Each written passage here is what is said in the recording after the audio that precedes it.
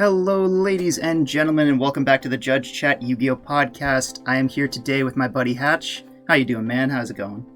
Oh, I'm doing fantastic. You know, right now it's a beautiful Friday night, and we're just having the time of our lives talking about a card game. Yes. Because we have nothing else better to do. We're in our 20s, and it is a Friday night, and somehow we're sitting in our respective rooms just chatting about Yu-Gi-Oh. Wonderful. Hell yeah. I could not think of one better way to spend our time. I legitimately can't think of any other way either. Yeah, so if you guys have not read the title of this video, or you just saw the Judge Chat Yu-Gi-Oh podcast thumbnail and were like, yes, I want to watch that, first of all, thank you. But we are talking about the current meta, so I wanted to do just kind of a general discussion about how we felt about the meta, what we thought about the current decks that are in the meta, whether it's balanced, whether it's unfun, whether it's fun, and then we're actually going to go into tier list and talk about our thoughts of each specific deck. So I guess just starting at the beginning, what's your thoughts? What's your thoughts about this current meta? You know, after going through the tier 0 hell that was tier laments, whether you liked it or you didn't, what do you think about this current meta? So there's a lot that I do enjoy about the current format, and there's also a lot that I don't enjoy. I think my biggest problem is there's just... It's kind of... I can only really illustrate it in comparison with tier 0 tier limit format. Right. Where outside of exactly Fluanderies, there was like basically no floodgating going on. Or there was like a Abyss Dweller, but right. That was its own thing. It felt like, especially in the tier mirror match specifically, both players always did get a chance to actually like play the game. Yeah. Whereas now there are multiple decks and also like multiple cards in everyone's side decks designed to specifically stop that from happening, which wasn't a thing like 4 months ago. And I have to say, it feels really bad. It feels really bad. That said, though, there are a lot of decks that I do like. A lot of decks that I think are really cool and fun and interesting. And when people aren't citing stuff like Anti-Spell or Dimensional Barrier or whatever, then the game is actually like very interesting and fun and cool and based. The problem with that, though, is that's only happening like 60% of the time. Yeah, and I think that probably is just a byproduct of the fact that this format that we're in is actually very diverse. When you actually look at the overall tournament spreads and everything, right? It's actually a pretty diverse format, so people are having to go for the more generic options, like, you know, Dimensional Barrier, like Anti-Spell, like Goes and Match, as opposed to more targeted hate, like, you know, like you said, Abyss Dweller, or you know, back in the Sword Soul, you know, based pile format, Token Collector being such a targeted form of interaction with your opponent. We've completely shifted away from that because you really don't know what you're going to sit across the table from when you sit down at a tournament. Yeah, and I think it's actually an interesting point that you brought up there. There's sort of this like correlation between more wider, more open, diverse formats and like really, really stupid bullshit in the format compared to like 3 or 4 decks or less and like actual fair Yu-Gi-Oh being played, more or less, like more extensively, right? Right. I think it's an interesting way to look at it, at least. But yeah, no, overall, I do enjoy the format. Enough to go out to LA next week, which, you know. Interesting. You are actually going out to... That's not a surprise. You go to most of the big events if you can, as far as I can tell. I've tried to lately, yeah. I was at or at least like the ones where I know I have like the vacation time. That's the main factor. Yeah, I mean, personally, you know, personal reasons and, you know, several motivations, I actually prefer not to go to big events. You know, I really don't enjoy playing in large tournaments. I've said that before on video that basically anything above 5 rounds is almost too much Yu-Gi-Oh for me. And that's not to say I don't like the game. It's just when you're sitting down for, you know, 7-8 hours at a time and really playing out of your mind, metagaming, next leveling your opponent, predicting what they have in hand based on their actions, it is exhausting, and it's almost not fun for me to play such a long tournament. But that's a different topic. Yeah, no, I agree that's very exhausting, but I also find it fun. There's no greater feeling than going like 7-1 and then leaving the venue, going to the nearest Dairy Queen and slamming like an entire 6-piece chicken finger box in like 5 minutes because you haven't eaten fucking anything the entire day. Oh my god! You were too God. focused playing Yu-Gi-Oh the entire time. There is no greater feeling than that exact moment. Yeah, I feel like if I ever went to a big tournament like a YCS or something like that with people, and I don't mean like, just going to YCS, I'm like actually traveling to a different state or even different country for a YCS, I would just be kind of like the mom of the group where I'm not playing, I'm running and getting people food, I'm bringing people water, I'm making sure people, have everything they need, because I don't want to play 13 rounds of Yu-Gi-Oh! I've played a 15-round tournament and I hated everything beyond like the 6th round. It was just not fun. Yeah.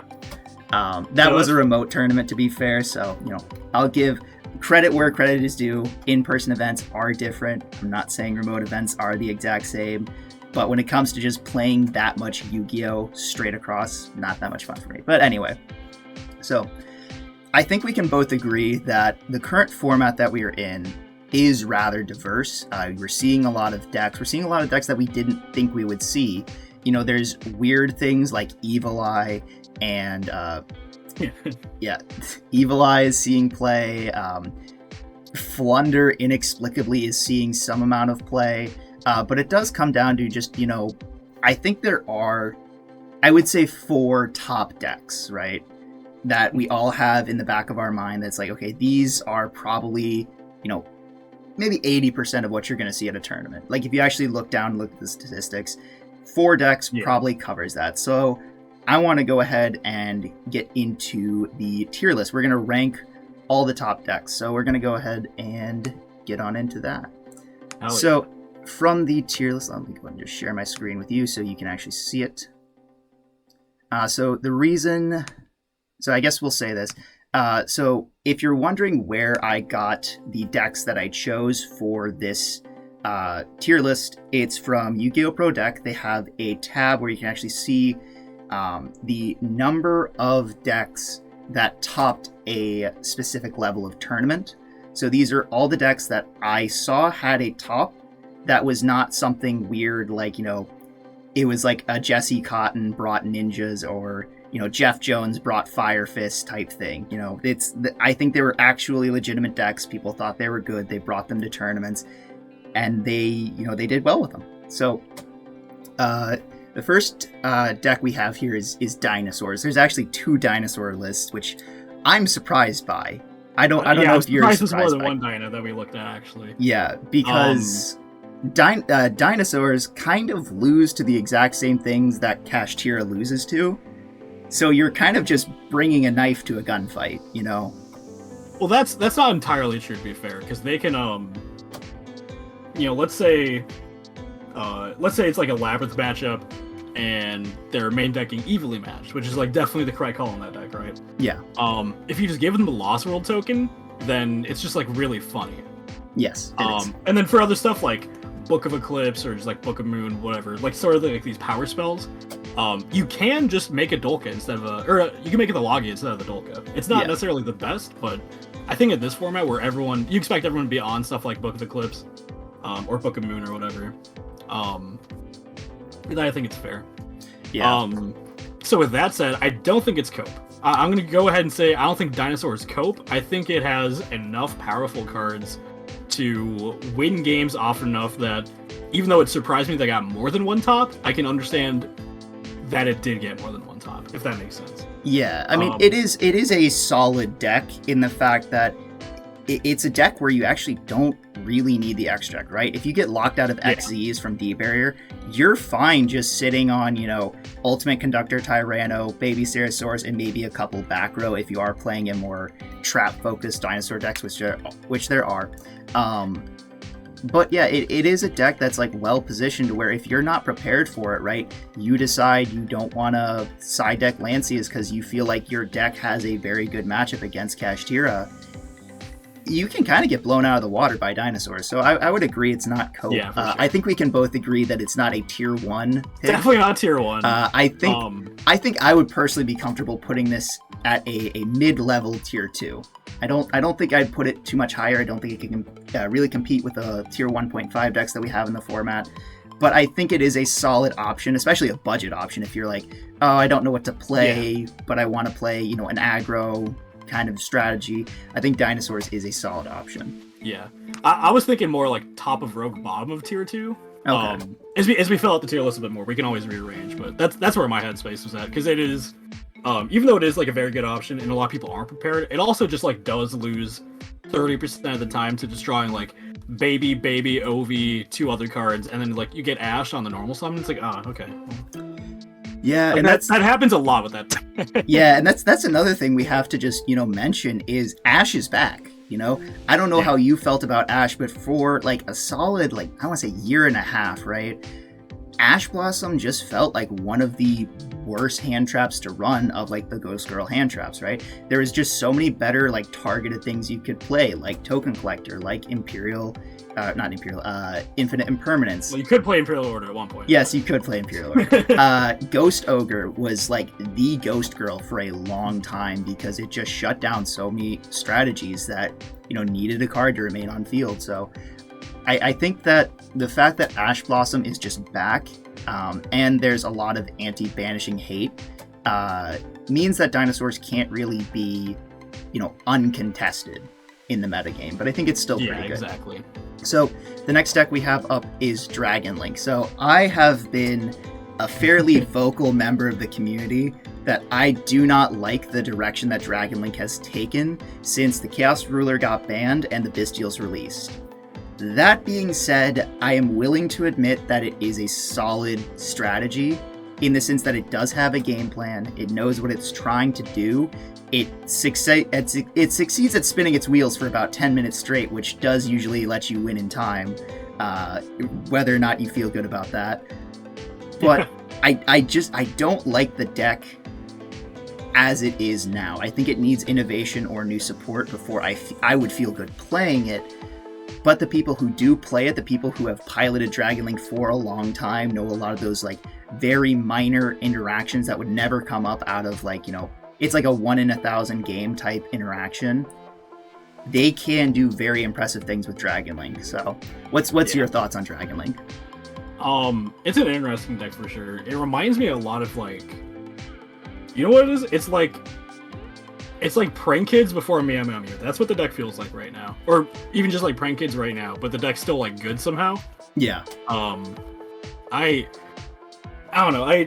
Every single time I play Dragon Link or play against it, I feel like it's either the worst deck in the format or like a number 5 or number 6. And there's like no in between. It doesn't feel, I mean, it's consistent, but it doesn't feel that consistent. Yeah, it really doesn't, because you have to play what I think at minimum you're playing 8 Bestial monsters. You're playing, like that, yeah. I think you're playing 3 Lubellion, you're playing triple Magnamut, and you're playing 1 Druis Worm, 1 Baldrake. And that's not even talking about whether you're playing, well, you're always playing Rebranded, because that's just such a good card in the strategy with Chaos Space. But you're almost always playing Branded Beast as well. So that's 10 cards from your main deck that, you know, that's just taking up space. And Dragon Link historically has needed to be a very consistent deck. Like it usually can't go very far outside of the, you know, 45 to 50 card range. Yeah. I think the other thing that's really holding the deck back right now, extra deck ripping out the Striker Dragon is pretty bad. That's kind of game winning. And then it doesn't really like do much at all if it goes second against Labyrinth and they set like 3 trap cards. It just kind of like stops right there. It has zero game 1 like game plan for battle. Now I will say one benefit that Dragon Link has is the Bestial monsters are 2500 attack dark monsters, which means you can't actually play Eradicator and Deck Dev. Yeah. So that's like a benefit they have. Yeah, that definitely does help, but it still just doesn't feel that good in my opinion. Yeah, and I would like to go off on a side. So for my viewers who haven't watched my latest episode of Budget Duelist, go and watch it. But I did actually get to activate my goo card, as I like to call it. I was able to activate Grand Horn of Heaven against Dragon Link, and it was hilarious. Hell yeah! So anyway, with all that said, I think I'm comfortable putting it at the bottom of tier 1.5. Like, I don't think it's good enough to really compete with the likes of our tier 1 decks, but I do think it is a solid strategy that if you know how to pilot the deck, you can do very well at a tournament. What's your for thought? sure. I can see bottom of tier 1.5. I can see like top end or like even top 2 or 3 of tier 2 as well. Yeah. It sits around somewhere right there. Yeah. I think it's definitely better than Dino, for sure. Yes, I would agree. So up next we have Drytron. So Drytron has been doing a lot in the OCG, I believe. Obviously, it has topped some amount in the TCG here. That's according to yugioh Pro Deck. However, I have no idea what this deck is doing. Do you have any idea what this deck is doing? I actually do, because my friend was talking about it to me. Okay. It's basically just Vanity's Ruler Turbo. That's like that's what it's kind of devolved down to. And now let's be fair about that. Vanity's Ruler is a pretty decent card. It's a hell of a card. It does kind of win games a lot of the time. Yeah, unless you have Dark Hole Raigeki, something like that. It kind of just wins the games, yeah. The downside to that card is, outside of exactly Lava Golem and Kaijus, it loses to all of the exact same shit that Kashtira does, which doesn't exactly make for the greatest deck at the moment. Yeah, that's fair. See, you saying that, it just reminds me of, I don't remember if it was Chalice Slime or this was back when it was called the Quarantine series, but it was the 2-card extra deck Drytron list where they made number Archive and used its effect to summon Chaos Gate Sunya, and that was the whole game plan of that Drytron deck. Ooh, that sounds amazing. Actually, I want to play that deck. I've wanted to see how that deck worked, because in the top cut games we saw of that deck, we did not see them play at all. They got blown out of the water. But yeah, Drytron has never felt the same since they got rid of Ava. I also just don't really think it's the same deck that it used to be. The Herald of Perfection, Herald of Orange Light, you just have all this interaction. That being said, it is still a very, very competent strategy when it comes to just getting material on the board. That's what I was going to talk about, yeah. It does still put a lot of stuff on the field, which means going second, it usually just, can kill the opponent. Yeah. And honestly, if I were building Drytron with that in mind, I'd consider building, a blind second Drytron. That doesn't seem like the worst thing in the world. Summon a bunch of guys, bait out their interactions, make a big-ass access code talker, and just try to kill them. Doesn't seem like the worst thing ever. Yeah, so I think with that being said, I'm comfortable throwing this deck in Rogue. I don't know where, but I don't think it feels like a deck that needs more love. It needs people to actually look at it and say, okay, what can we do with this? And I think it also needs 4 cards off the ban. Probably, yeah. So I think we're in agreement. This is going in Rogue. Yeah, definitely hard Rogue. All right. So next we have Exo Sisters. So I know people play Exo Sisters. However, I will be 100% honest. I have never lost a game, not a match. I've never dropped a game to Exo Sisters. I think I have lost 1 match. Yeah. But that was off the back of Game 1 Dimension Shifter against the Graveyard deck. And then Game 3 Necro Valley against the Graveyard deck. I think half of that is just because Exo Sisters requires your opponent to do stuff, right? Other than Martha, it requires your opponent to banish a card from their graveyard, which there's a lot of decks that can just, skirt around that little interaction. And then Exo Sisters is kind of at a loss unless they draw the good cards. Which is a big if. Yeah, it's a big if. I'm a little surprised that this deck hasn't gotten more support, right? And I totally get the fact that the Tama archetypes really haven't seen a lot of support other than... Oh no, was this at Grand Creators? This was a Grand Creators archetype. Yeah, so what was the other? So it was Adventure, it was Exo Sisters. What was the other one?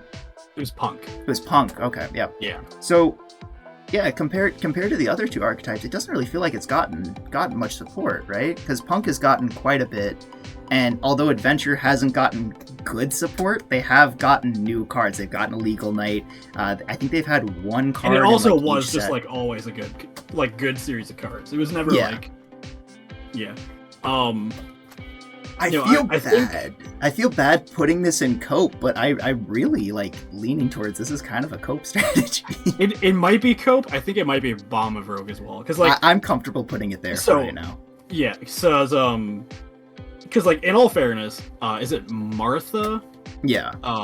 Martha is a pretty good card. Martha's the monsters good one, are individually like pretty damn powerful in their own right. They are, yeah. And it is a deck that can jam like 15 to 20 trap cards, and it's like good. Yeah. It's not necessarily it's a lot worse actually than at doing that than Labyrinth is. But it definitely has like its own sort of niche to where I would say it's not necessarily cope. It's just like if you're in like if you're playing in like I don't even know. It'd have to be some like locals in like the it would have to be a metagame call, honestly. I think that's what it'd have to be, yeah. So I guess then the question is I just feel like this deck has a better game plan, or it doesn't have it has a worse game plan than Drytron, so I think we put it below Drytron. Oh, for honestly. sure, yeah. I think it's like Bomb of Rogue, but I wouldn't say it's quite cope unless we really want to like hash it out later. Yeah. Flunderies, I'm not even gonna let you talk about it. This is cope. I am sorry. Really? As somebody who has played Flunderies, right? I picked up Flunderies during the Tier 0 Tier Limits format because it was a cheaper option. And in my opinion, the direction that Flunderies has taken is some of the dumbest shit I've ever seen in Yu-Gi-Oh! Deck building. They lost the Wind Barrier statue, which the entire point of the Wind Barrier statue was it is super searchable, and you can summon it on your opponent's turn to cut off their lines, right? If they went, like, Effect of Merly, right? Or Effect of Hadness, it's something. Yeah. And then you chained Unexplored Winds. You summon Rabina, then they mill. Turn player priority, they activate their effects. The priority passes back to you. You search and summon the barrier statue, that cuts them off of those effects. So they have used those effects so they can't use them again after they clear the barrier statue. That was the entire purpose of the deck. So instead of going for what I think they should be doing, which is playing Unexplored Winds, they decided, hey, we can just small world into the water barrier statue. Even though the only monster you can summon the water barrier statue off of is M-Pen, which means you can never do the same Unexplored Winds cut-off combo lines.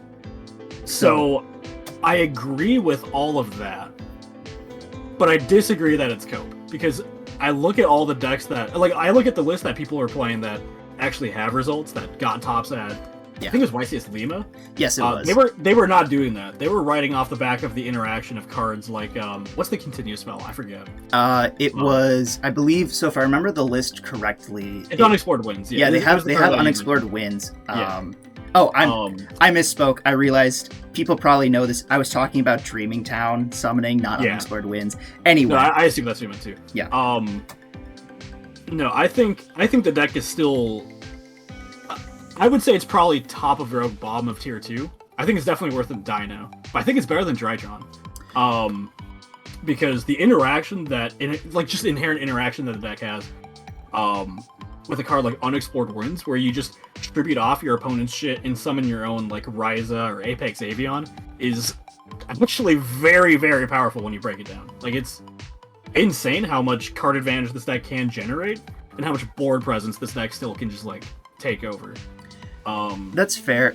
If I remember the list correctly, they were playing 2 Dreaming Town, and they were main decking 1 Harpy's Featherstorm. Which, interesting choice. It means if you lose the die roll and you draw it, you just have a dead card in one of the least consistent decks ever.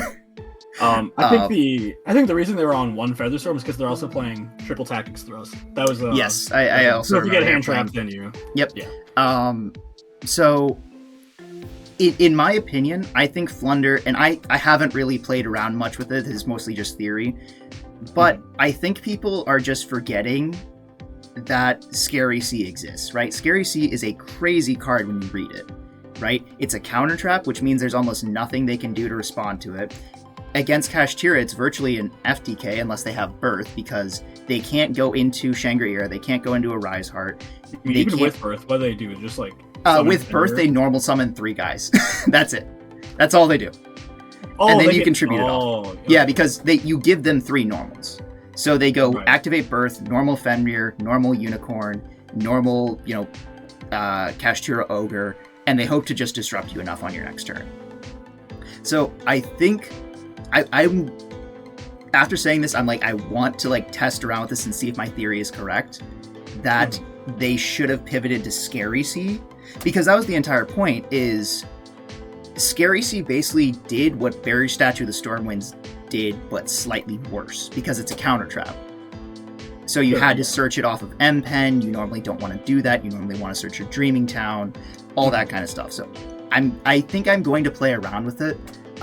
My personal opinion is it is a cope deck with how they're building it, but I think the potential for this strategy is, I think I agree with you, the potential is Rogue above Drytron. However, currently how I think that people are playing the deck, I would just say it's cope.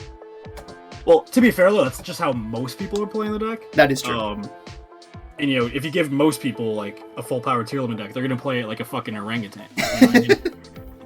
Fair enough. So I'm looking at the deck as it has topped and as how it could be in like the next, for the YCS 250th format.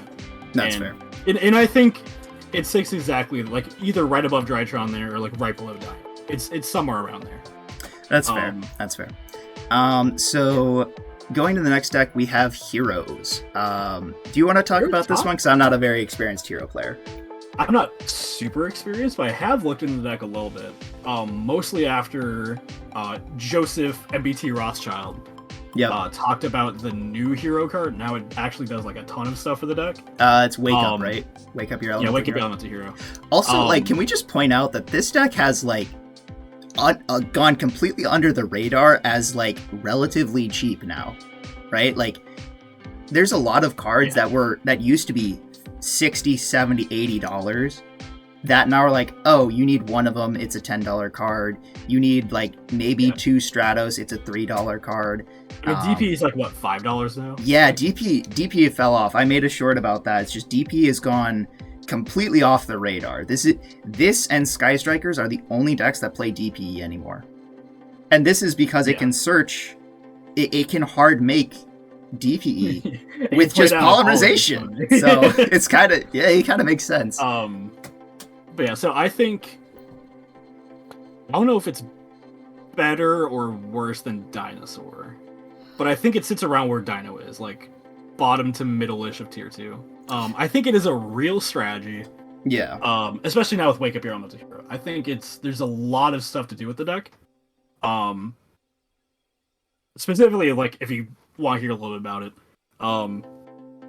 you can basically use Wake Up Your Elemental Hero both as extension and as a way to play around stuff like Nibiru. Because you can just have it on your field alongside a DP, and you just try to say, alright, end of main phase, and if they try to nib there, you chain the DP, pop up Wake Up Your Elemental Hero, and then you can just summon fucking any monster out of your deck or hand. That's keep going really interesting. Yeah. And if you don't do that, you can just do other stuff on your opponent's turn instead. Yeah.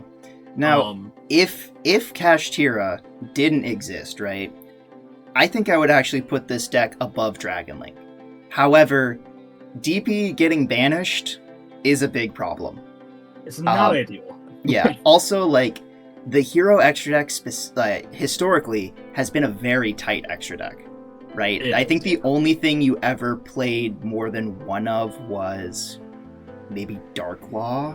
Maybe. Occasionally you'd play 2 Dark Law, yeah. Yeah, so if Kashtira didn't exist in the format, I would actually be putting this above Dragon Link. However, because it exists, it pushes it down a notch, yeah. So I think it has a very similar level of consistency to Dinosaurs, because Heroes has a very rabid fan base. They lab and they test things night and day. So I think people have experimented with it a lot more than other decks.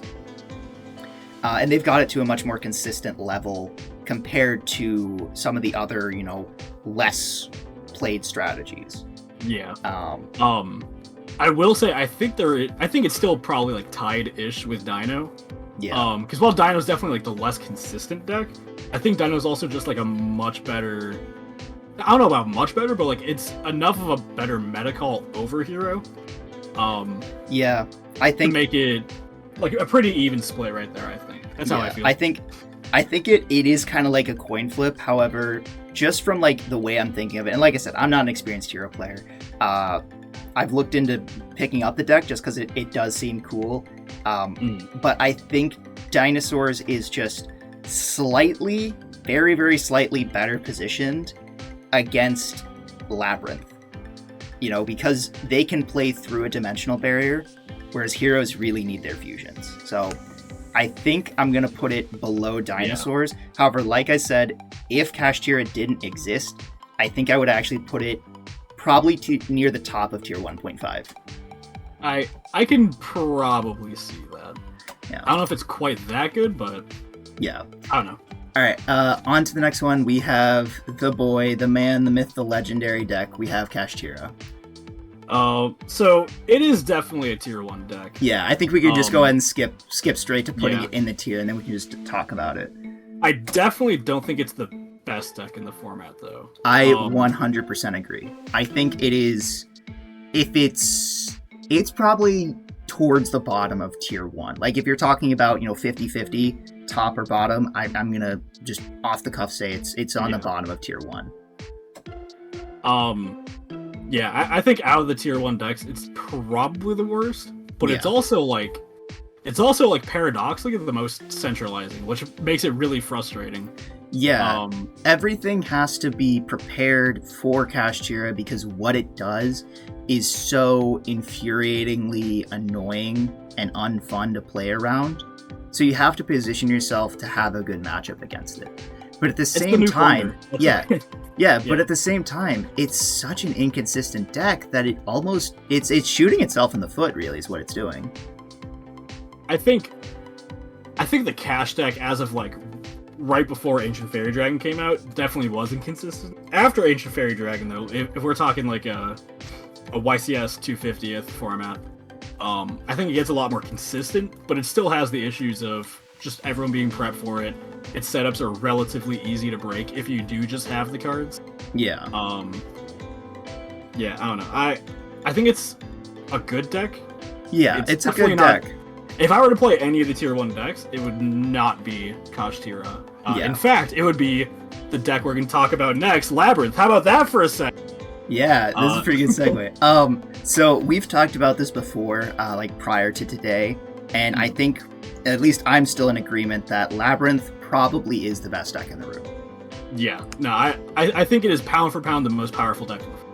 I think, so the way that I look at Labyrinth is the way that Hat format looks at Infernity, right? Where it's an incredibly difficult deck to play, right? It is a deck that requires such a skilled pilot to really show the strength of the deck. Otherwise, it kind of just looks like you're playing Floodgate Control. But the reality of it is, when you actually sit down and you have a pilot that knows each and every card, they can make the plays, they can make the reads, it feels almost unbeatable. Yeah, no, the deck is insane in the right hands. As like, was it Ryan Yu who was at YCS Las Vegas, and even though his team went second, he went undefeated the entire tournament. Yep.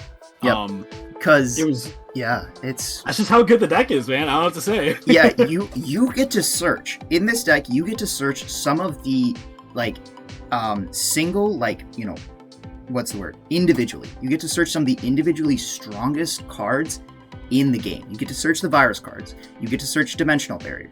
You get to search a Pointer of the Red Lotus if you want to, if you want that hand knowledge. You get to search just so many incredibly broken cards that are centered around the fact that they're not searchable, and they have a really high activation requirement. The virus cards require really strong dark monsters. And up until this point, there's been maybe 2 or 3 decks that have been able to take advantage of it. The one that sticks out in my head immediately is Dark Worlds. But this deck not only can play things like the virus cards, it can search them. It can search them on their first turn. And you're not searching it with trap tricks. You're not searching it by drawing a card that searches it. You can just search it. It's insane. Yeah, no, there's so many things that this deck can do. Yeah. And you can back it up with just so much raw defense. Oh, yeah. No, I think it's never going to be the most popular deck of the format. It's never going to be the deck that takes the most top-cut representation. No, because it's just so difficult to play. It is such a difficult deck to play. I have a Labyrinth deck. I played it a few times. I played it before Big Welcome came out, but after Lady came out. And specifically, I played it with a Math Mech package, which doesn't sound great, and it wasn't. The entire purpose was Heat Soul, just to draw more cards. Also, there was a really funny thing with Link Devotee. Or no, it was Link Disciple. Link Disciple just tributing off the monsters that special themselves back, the Chandraglier and the Stovey. Oh yeah, that stuff's really funny. However, playing the deck, I felt like I was back in college and having to do, like, calculus.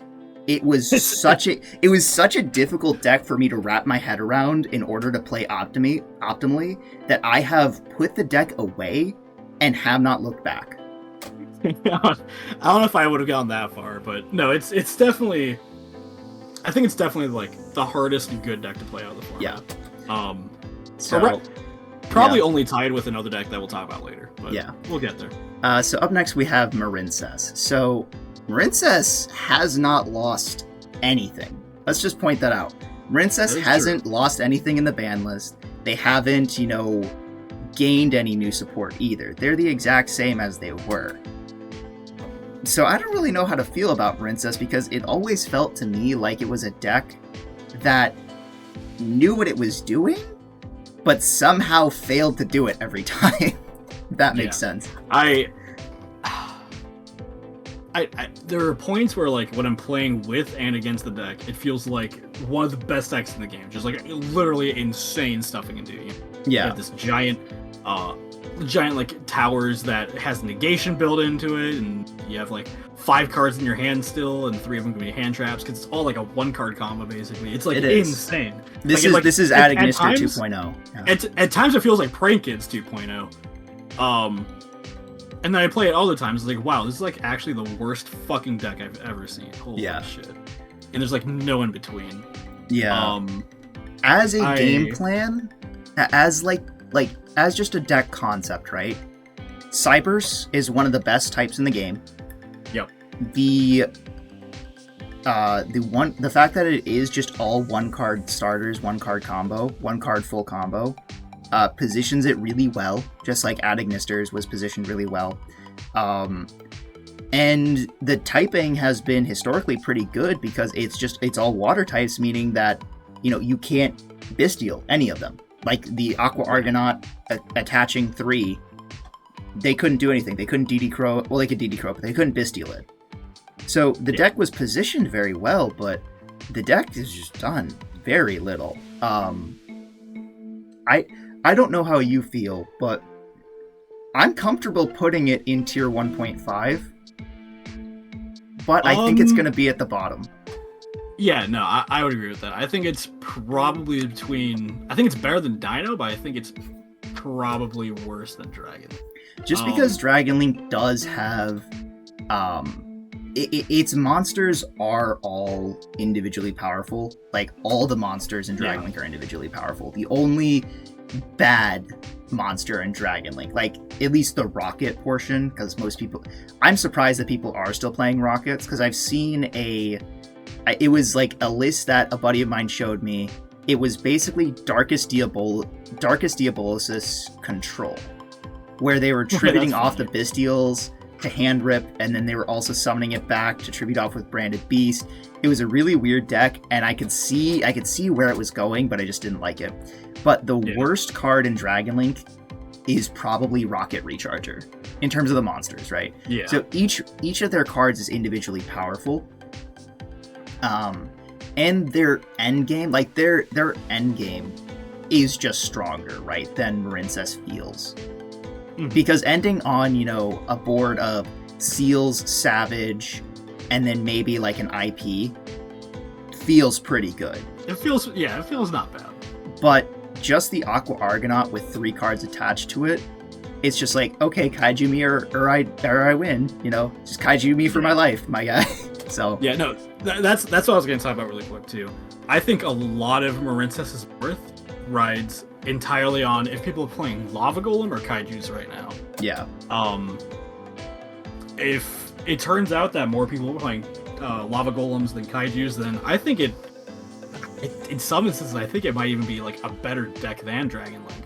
Yeah. But if people are on Kaijus, you have your Trap Tricks players playing. Is it Kumungus? That I don't remember for sure. Yeah, it's Kumungus.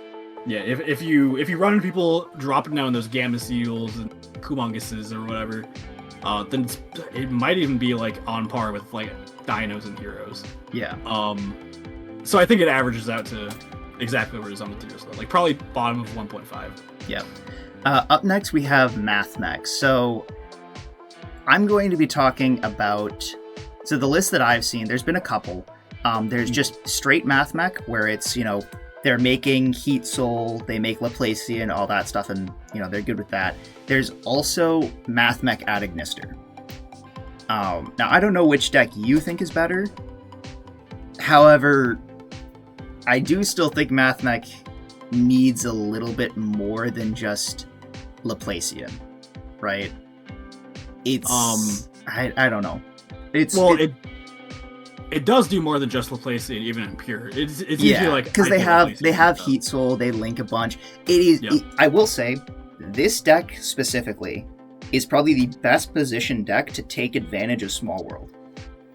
Oh no, absolutely, yeah. I think no matter which build you're going with, you play 3 Small World with like some hand traps and 1 Lava Golem just to grab it whenever you need it. Because if I remember correctly from when I've talked to and played against the MathMech decks, even though it's searchable, they still play 3 Parallel Exceed because it is almost always your bridge.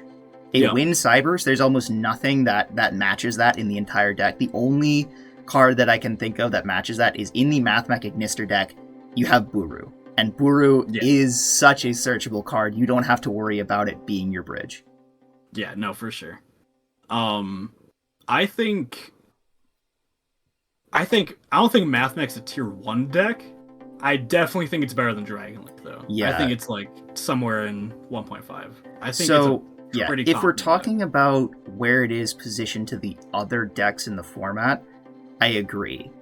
However, MathMech has a really strong game plan. Unlike a lot of the other decks that are floating in the tier 1.5, tier 2 range, MathMech has always felt to me like it knows exactly what it's doing, it knows exactly what it wants to do, and it knows exactly how to get there. So, in terms of like how the deck is built and how people play the deck, I think it's a tier 1 deck. However, as it's positioned, I think it is, if it's not the top deck of tier 1.5, I think it's the second best. I can agree with that much, yeah. Up next, we have, if I remember correctly, this is actually the fan favorite deck of the format right now, is Branded. It is seeing the most representation, as far as I'm aware. I can see that, actually. It's out of the top 4-ish. Which we'll talk about what the 4th one probably will be. But I think there's like you said at the very beginning, there's a pretty definitive 4 decks that you're expecting to play against. And out of those 4, I'm pretty sure Branded is by far the least expensive. Yeah, because I believe so obviously we have the Bestiolu Bellion.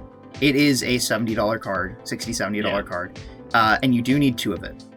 However, after that, the most expensive card was Guardian Chimera, which just got a reprint. It is now a it's like a $9 card, I think. Yeah, last I checked, it's $10-15. It's not much by any means. like, you have other cards, like Blazing Cartesia is $45. That's a one of. You have... What is it? Like, there's some really weird techs in the extra deck. Like, you play one of the Neospacian Aqua Dolphin fusions so that you can fusion deployment it out and hand rip out Nibiru's if you can't play around Nibiru. Yeah. I guess Red Eyes Dark Dragoon's also getting up there in price, too. It's like yes, Dragoon, it was like $8 back when the tins dropped, so probably should have picked yours up then. It is now like $25 to $30. Yeah. And Dragoon, interestingly enough, is kind of a counter to the entirety of the Kashtira board on its own. It kind of does, which is very interesting. It's very fun. So it's not a cheap deck in the sense like you're gonna say like you're gonna beat people with 3 structure decks. No, that's not the case at all. You are gonna have to spend some money to really play this deck at the fullest extent.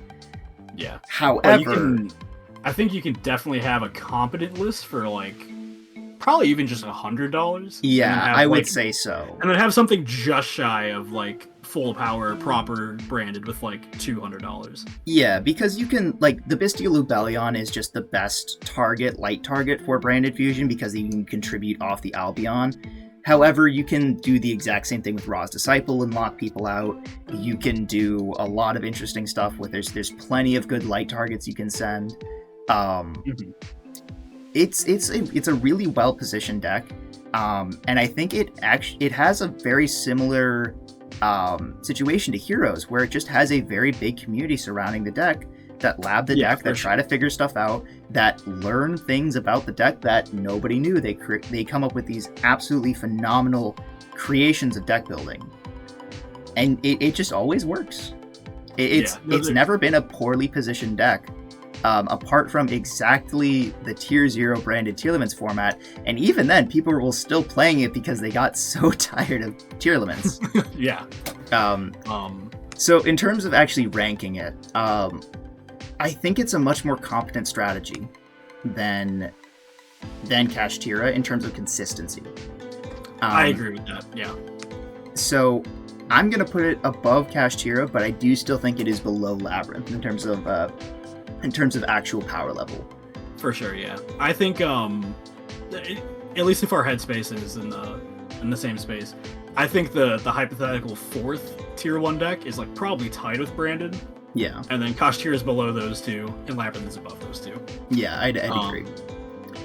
But we'll get there when we get there. Yep. So next deck we have is Naturia. Now, specifically, I believe all the Naturia lists that have topped recently have been Runic Naturia lists. So that's what we're going to talk about in terms of the Runic Naturia. I'm pretty sure all the topping ones were Runic too. Yep. Yeah.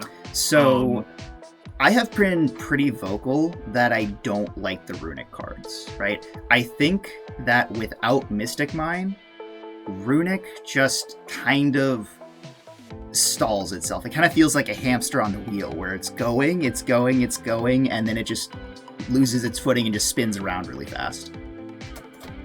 So I agree with that for like if you're trying to build some sort of like stupid dumb stun Runic deck. Yeah. But the way I see the Runic cards is you can put them in a deck like Naturia, like Sprite, like there's like this Plunder Patrol Runic deck that looked really interesting. And the way I see it, you can just play those cards in your deck, and now you have a bunch of cards that can either be extension or like hard removal, like other niche utility effects. And then at the end of it all, you just draw 3 cards for free.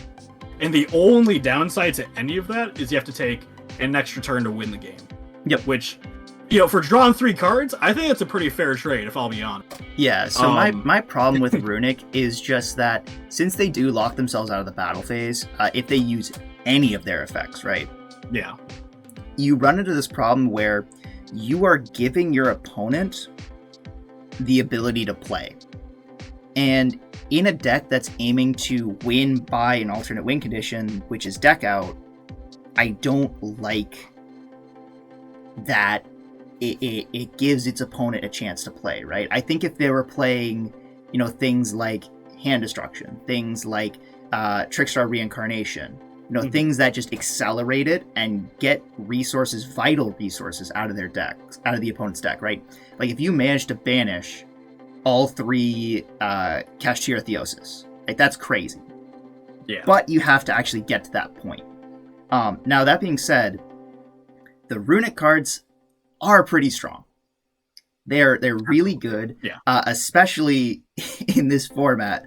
Naturia Beast and Naturia Barkion. Yeah, Naturia Beast and Naturia Barkion are kind of game-winning on their own, because against Brandon, I was gonna you say, make Beast. Against Labyrinth, you make Barkion. I was gonna say, fine. Like, it does suck that you have to give your opponent an extra turn to win the game, but if you set up a Naturia Beast, then 90% of the time that extra turn just does not fucking matter, because your opponent's still not going to do anything under a Naturia Beast. Yep. Now, granted, it does have the same choke points as Kashtira, in the sense, like, if they have Lava Golem and you made the mistake of leaving a Hugin on field, you're kind of fucked. Yeah. But at the same time, it is a strong deck. It is a deck that, it positions itself rather nicely. I think in terms of ranking, I would be comfortable putting this deck above Dragon Link, but I still like Mathmech better as a deck. I can see liking Mathmech better as like a meta call type of thing. I'd say overall they're pretty tied to each other, actually. I think it's kind of a coin flip. Naturia sit right next to each other at the top of that tier 1.5. Yeah. I would say, in reality, we could do this same tier list, several times, and these would just flip-flop back and forth. Yeah, for sure. So next up we have ninjas. So Jesse Cotton, fuck you for making this deck like playable. So if you haven't had the joy of playing against ninjas, it is, so you're in the car with your mom and you say, "Hey mom, can we play Kashtira?" Your mom says, "No, we have Kashtira at home." That is ninjas. That is the entirety of ninjas. That's an interesting way to put it, because I'd actually say it's trap tricks. So half of the design of the cards is just floodgate trap. Yes. That's just like 50% of it. But it also is like kind of a Kashtira sort of deck. That said, it also feels like the worst parts. I mean, it takes like some of the stronger elements of both, but it also has like all of the worst parts of both at the same time. Right. And that's kind of the big issue with it, in my opinion. Yeah. So, I mean, personally, I think ninjas in this format, this specific microcosm of a format, right? Yeah. I would put it above dinosaurs, but I do not think it's better than Marincess. Because just like Floodgate Trap Hole for trap tricks, it does nothing against link strategies. And it also, like, it has a lot of choke points, right? Where in trap tricks, right, I've been playing trap tricks for my Budget Duelist series, so I know quite a bit about trap tricks, and we'll get to trap tricks when we get there. But trap tricks, like, if your Floodgate Trap Hole, like, if you have to activate your Floodgate Trap Hole at an inappropriate time, right, because you know it's going to get popped, you still get a lot more advantage off of things like Sarah and, all that stuff. Yeah. Whereas when I played against ninjas, if I had the interruption, like if I had the Ash Blossom for the scrolls, or I had it was just something, kind of over. Yeah, they didn't really have much to do. They're kind of spinning their wheels. So I'm content putting them between Marincess and dinosaurs for this format specifically. However, I think I'm going to put them in tier 2.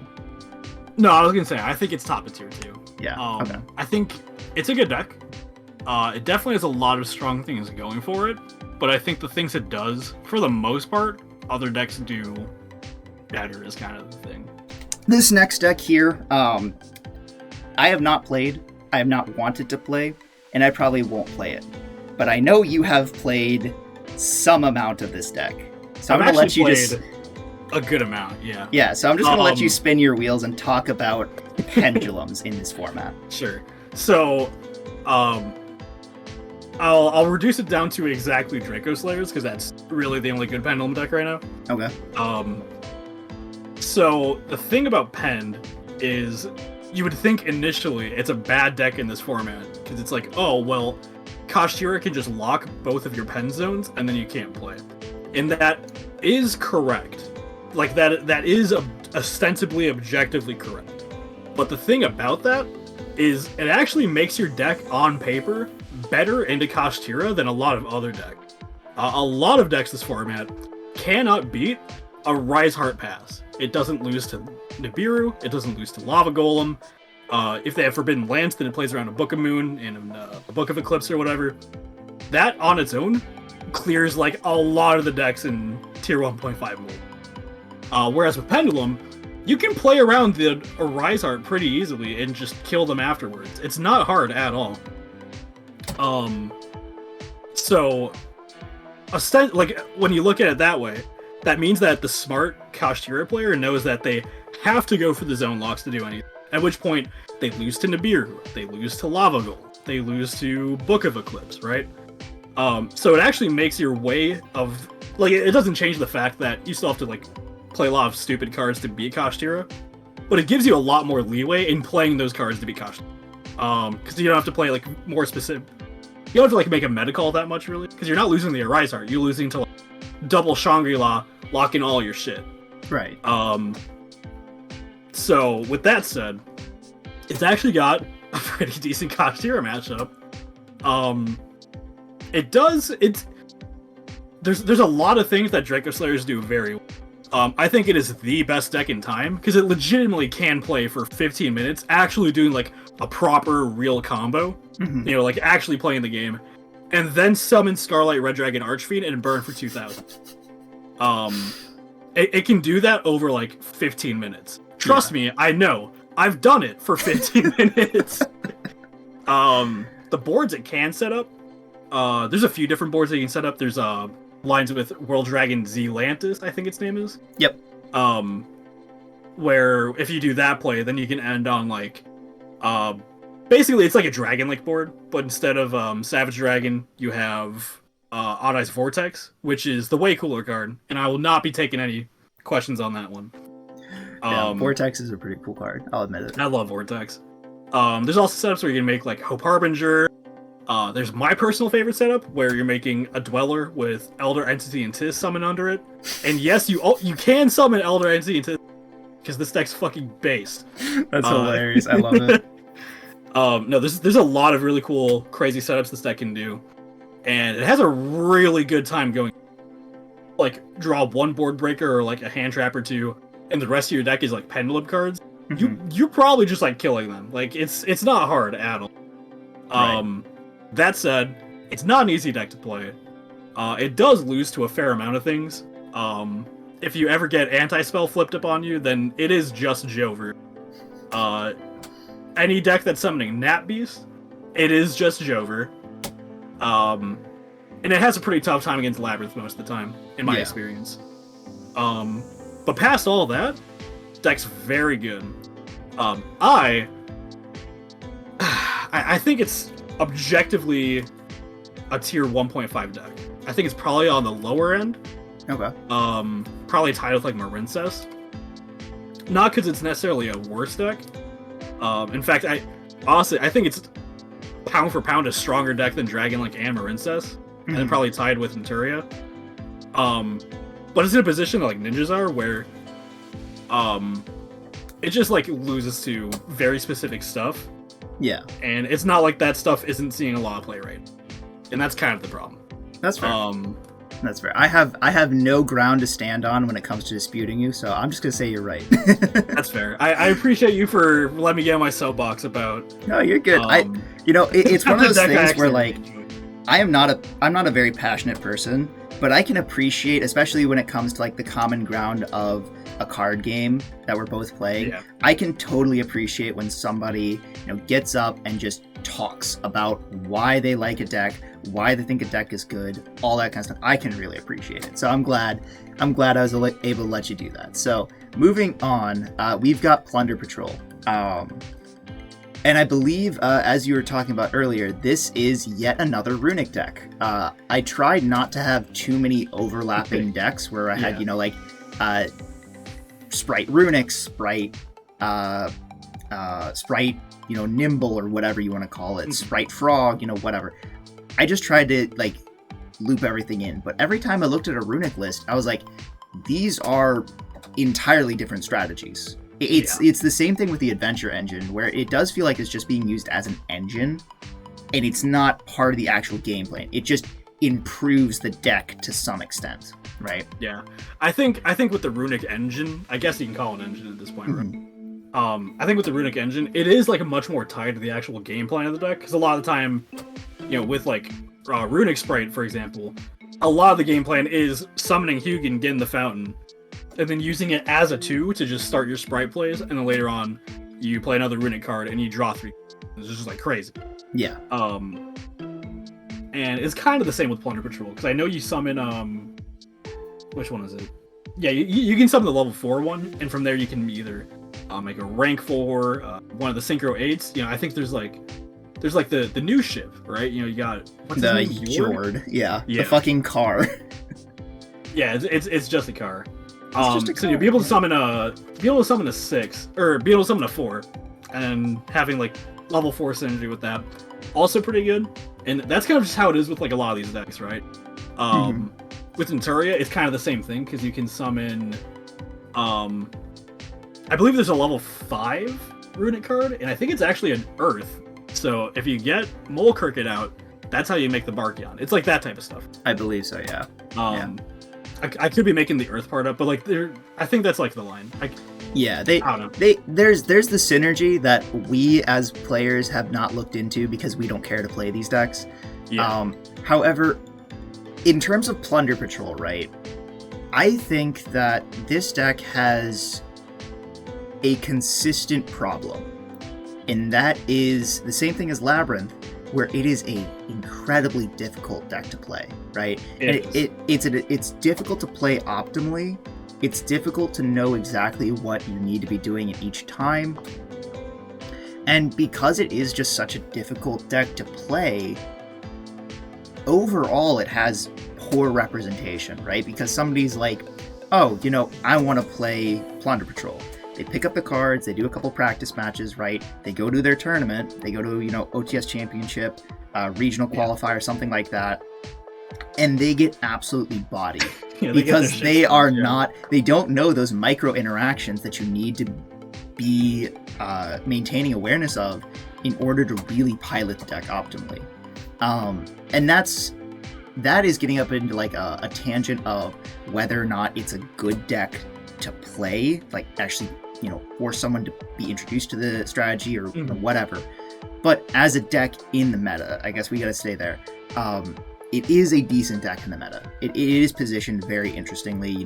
It's honestly, there's not a lot of decks that put up negates right now. Liss is a really strong card. It's not bad. Also, like the fact that you can now with Jord, you can manipulate your opponent's board to give them a token. Yeah, that part I think especially is like what really breaks it open. Yep. That all said, it only really has the one top that I can find. Yeah. From I think it was YCS. Yeah, yes. It was YCS Lima. Yeah. So it's still. I'll say this much: I think it's a little underexplored. I think Adventure Plunder Patrol is still pretty good. I believe were they still playing the Adventure? I think they were playing a smaller package. No, they were actually on Kaiju's instead. Really interesting. Okay. Yeah. Probably because they have a really tough time against Rise. But, yeah. So in terms of like the tier list we have right now, I would definitely put it above Ninjas. I agree. I think the question is, do I want to put it above Marincess? I think it actually occupies like the same space as Draco Slayer right now. Like I would not be upset at all if you put it between or like right next to Draco Slayer there. Yeah, I think just because the difficulty of the deck, right? Just because it is such a difficult deck to play, I'm going to put it at the very top of tier 2. Now that in no way, shape, or form means the deck is bad. It just takes a very good pilot. No, I agree with that. So up next, this picture probably wasn't the best picture to choose, but this is actually Punk. Yeah. So you've played Punk. You've played Punk more than I have played Punk. That's for damn sure. Yeah, I'm currently playing Punk, and I'll actually be playing Punk for LA. Interesting. Giving away not the because coup. all 5 viewers of mine are totally gonna wreck you because they're totally gonna be matched up against you, and they're totally gonna be playing Punk. I don't need people hearing the sauce from this channel to get wrecked, because I know I'm 3 drops. No, I think Punk it suffers a lot of the same issues that Draco Slayer and Ninja does, where it loses to a very specific part of Kashtira. Unfortunately, compared to Draco Slayer, it actually suffers from the other half of it, which is the Arise art, which is objectively the harder one to deal with. So then you have to play like some combination of Nib and Lava Gold, or like Gamma Seals or whatever. Just like a more wider array of ways to do it. That said, if you're not playing into Kashtira, so I guess there's like 2 builds of Punk we could talk about. I think the pure Punk deck is a little cope. It loses super hard in Nibiru, which even if some Kashtira players are just going to Rise Heart past game 1, I think it's a main Nib format. Yeah. So it loses super hard in Nibiru with like no follow-up. But Punk Therion, on the other hand, its end boards aren't quite as explosive per se, but it plays much lower to the ground. It's much more card efficient. And it also plays around interruption way better than pure Punk ever could. Yeah. So mostly because there's a lot of hands where you can actually summon Regulus as the 5th summon, or even earlier. Yeah. Darkest Diablosis, or not Darkest Diablosis, Diablantis, the Menacing Mantis, yeah. A very similar name. Such a funny card for this deck to have. See, okay, so it's a deck that I brainchilded. However, I have not gotten the chance to actually take it to a locals and play it. That is because I have been very heavily on Trap Tricks for the Budget Duelist series that I'm doing. Yeah. But I was actually running a deck that I called Makes, right? Makes a board. It standed for Magician Souls, Emergency Teleport into the Punk Engine. What was it? MAK. I think it was Kashtira, because I did main board 3 Fenrir and a Scareclaw Kashtira. That's so... Oh, I remember this deck, yeah. MAKE... I can't remember. But point is, it was like a Scareclaw pile list. And the entire point of it was... Oh, Adventure. So it was... It was Magician Souls, Adventure, Kashtira, Emergency Teleport, Scareclaws. Right? It was a 60-card pile deck. It was imitating Based. And the entire point of it was the Adventure and the Emergency Teleport engines gave you a way to beat Nibiru, which has historically been the biggest weakness of Scareclaws. Yeah. And this is kind of getting into Scareclaws a little bit, but it's still Punk, so I guess we're doing them both at the same time. So it gave you a bunch of cards that let you play through and around Nibiru. And then the Magician Souls engine, the Kashtira engine, gave you more fodder to link off for your Scareclaw monsters. And then finally, Scareclaws is just a 1-card Link 3 Floodgate that is super strong. Triheart is such a strong Floodgate. And it's a deck that I brainchilded, I made up a list for it, I really want to play it, but I have not gotten the chance to, because every time I go to locals, I need to record footage for Budget Duelist. Right. So anyway, just focusing on Punk, right? And we'll say Punk there, and we'll say the best build of the deck. Yeah. I would definitely put it above Dragon Link. That's my personal opinion.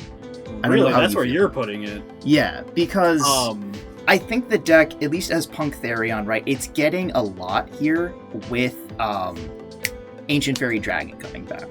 Right? That it doesn't sound like a lot. I actually did want to talk about AFD, but in the context of a different deck, that's actually not on.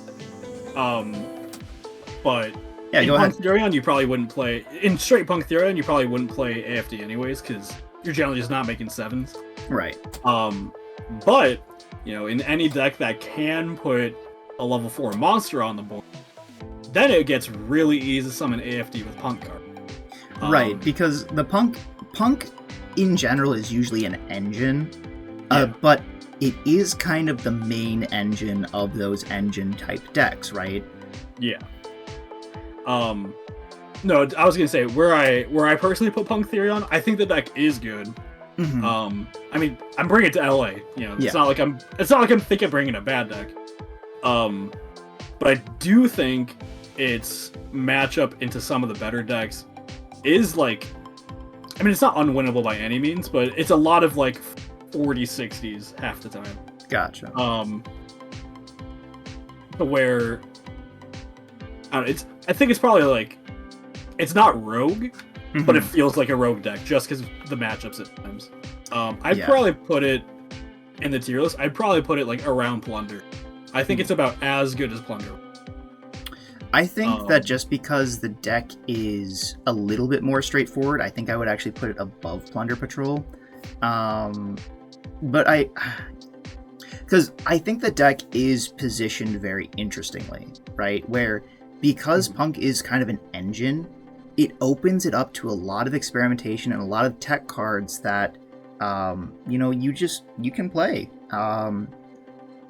I think since you're the one who's actually piloting the deck, I'll go with your expertise. Do you want to put it above or below Plunder? It doesn't really matter for me because I would say it's about equal to Plunder. So being right next to each other in my mind would just mean, and like if I wanted like a super clarifying thing, I would say they're about equal, which is why they're right next to each other. Yeah, I think just because I think the deck is better, I am gonna put it above Plunder Patrol. Just because like it's one of those decks that if you're playing against it, it is scary because you don't like unless you've read the Plunder Patrol cards, you don't know 100% what it's gonna do. And the same thing can be true for Punk, just because they can play so many different cards. That's also true, yeah. So I think as like a tier 2 deck, both the decks have the same kind of, you win games off of your opponent not knowing what you're doing. Yeah. But as a strategy, I do just like Punk a little bit better. I think it makes a lot more sense than Plunder. No, I get that for sure. Before we go to the next deck really cool, I do want to touch back on what I was talking about with like the AFD stuff in Punk. Yeah, sure. Go ahead. And it's a hypothetical deck that's not here yet, but I think probably will show up in Top Cut. Maybe only one or two, but I think it will be there for the 250th. I think some sort of like any 2 out of 3 of like Punk ABC Therion is a really, really solid deck. Yeah, I've seen those lists where they like, you're playing triple Remus for Dragon's Ravine, you dump Destrudo. Destrudo goes into AFD. AFD gets me whatever field spell you want. Literally anything in the game. It's so good. Yeah, it is a really cool deck, and part of me wanted to pick the stuff up to play it. Because it feels a lot like Based, right? It feels a lot like a deck where it's like, these cards shouldn't work together, but for some reason they do. They work really well together, actually. Yeah, really, really well. That is a really cool deck. I think, obviously we don't have results for it. It's just theory and things like Edo Pro replays and whatnot. But based on theory, I would say it's probably where you were about to put Punk Theory on. I think it's around. I think it's probably around Dragon Link, Math Mech, that kind of range. Yeah, I would agree. Yeah. So going into the next one, we have Rika. So have you played Rika at all? I have not played the deck, but I am familiar with it. Okay. So I have played against Rika, and I have talked to a couple people who are currently playing Rika. The deck is really cool. The deck is really interesting, and it does a lot of things that no other deck does, right? Yeah. No, it's a very varied combo deck is the thing. Right. I would actually go a step ahead and say, I think besides Labyrinth, it's probably the hardest deck in the format to play. There's a lot of different steps to it. And it's positioned really interesting where you can actually tribute off your opponent's monsters, similar to how, well, actually it's not similar at all to how Flunder does it, because Flunder does it in a really weird way, where they actually they make your opponent's monsters plants, and then you can tribute off that plant monster. And because it really tributes, it gets around a lot of generic protection that a lot of boss monsters have. Like, it has a way, like they have a main deck way to deal with Dragoon, and there's not a lot of decks that are positioned well to beat Dragoon. It's so funny that in the year of our Lord 2023 we still have trouble adding Dragoon. Is it Con's the name of the field spell? I don't remember. Yeah, I couldn't tell you any of the names. They're hilarious. That card is insane. Like, I remember about 5 years ago, right? When they were revealing, like, the Lair of Darkness structure deck. I read Lair of Darkness, like, this is insane. Like, I can't believe they printed a card with this power. And of course, it turned out to be dog shit, but now they printed, like, a second version of it, but it's for a good deck. And it turns out Lair of Darkness is actually a very good card. Yeah. So, I don't really know a lot about this deck, but I have played against it. And I think, so, like, talking through it, right, it's definitely not a rogue deck, right? It's seeing play, it's seeing representation, it's seeing tops, right? It's not just a one-off good player. This deck is real. Yeah. I would definitely put it above Dinosaurs, for sure, right? The question is, where is it landing between... I think, where's it landing between Marincess and, like, Dinosaurs, Ninjas, somewhere in that area? That's where I'm trying to place it. I think it's probably... I think it actually has, like... I think it has the same pros and cons in, like, general issues as Draco Slayer. Yeah. I think Draco Slayer is slightly better. Mm-hmm. Because I think it's just, like, better at going second. It turns out being able to slam literally your entire hand on the field and just, like, do whatever is pretty good. Yeah, we talked about it with the Drytron, but, like, imagine if Drytron was a good deck. That's Draco Slayer. Yeah. Yeah. I think Rika's, like, basically the same thing, but I don't think it's quite as good at going second, at least in terms of, like, its own engine. Yeah. So I think right there, yeah. I think I'm comfortable with that. Yeah. So getting into our next one, it is Runic, and this one I am just going with pure Runic. Because I have feelings about this. Just a pure Runic deck, right? Yeah. No other engines, no other archetype supporting it, just Runic. Because Runic is seeing a lot of engine play. But as just a deck, it's ass. Yeah, personally, I want to put it in Cope, right? No, I think Runic Stun is Cope. I'd rather play fucking Virtual World than Runic. Mood, my guy. So I think that is going to be our first agreed upon Cope deck. I do still think the lists of Flunder are Cope. However, I think Flunder has the potential to be good, whereas pure Runic, I'm not sure. Let's get into a very similar deck list. Let's talk about the second Cope deck. Yeah, Salamangrate. All right, I'll be fair to it, right? I think it's better than Runic. Yeah, so if we're talking about Cyberse good stuff, right? We have the two Cyberse decks right now on the list in Tier 1.5, that being Marincess and Mathmex, right? Yeah. However, unlike Marincess and Mathmech, the last piece of support that Salamangrate's got was fucking Decode Talker Heat Soul. Yeah, baby! That's my favorite card to summon off Crystron Halka-Fibra. So, if we're talking about... Okay, is Salamangrate a strategy that you would feel comfortable giving a brand new player? Yes, absolutely. It's a good deck.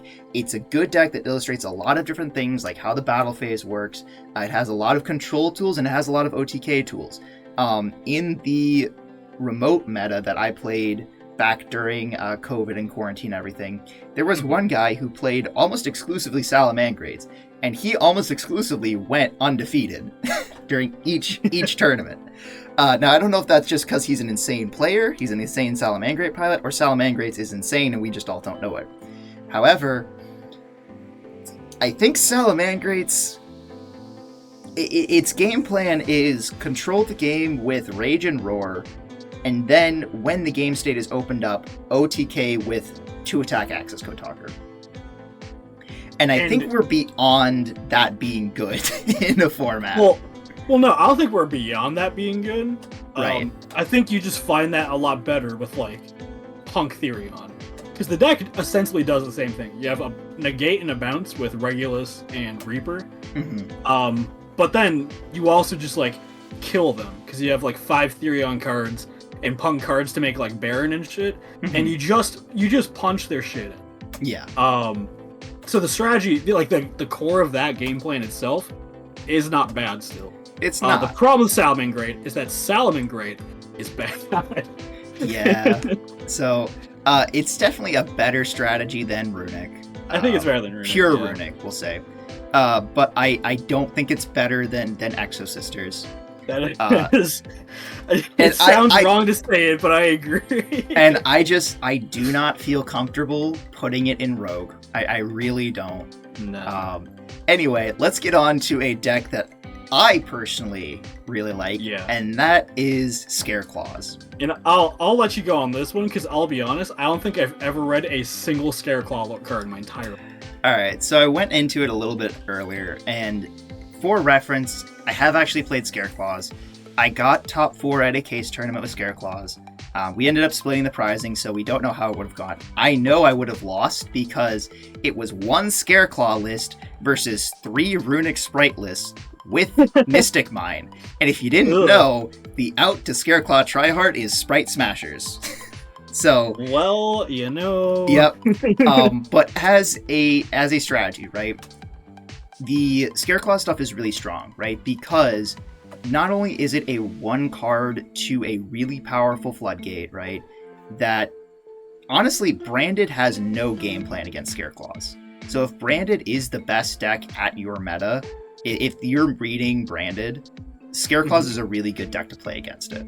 And that's why I did so well, is because out of the 5 rounds I played at that case tournament, 2 of them were against Runic Sprite, and another 2 of them were against Branded, which if you make the tryhard, they can literally do nothing.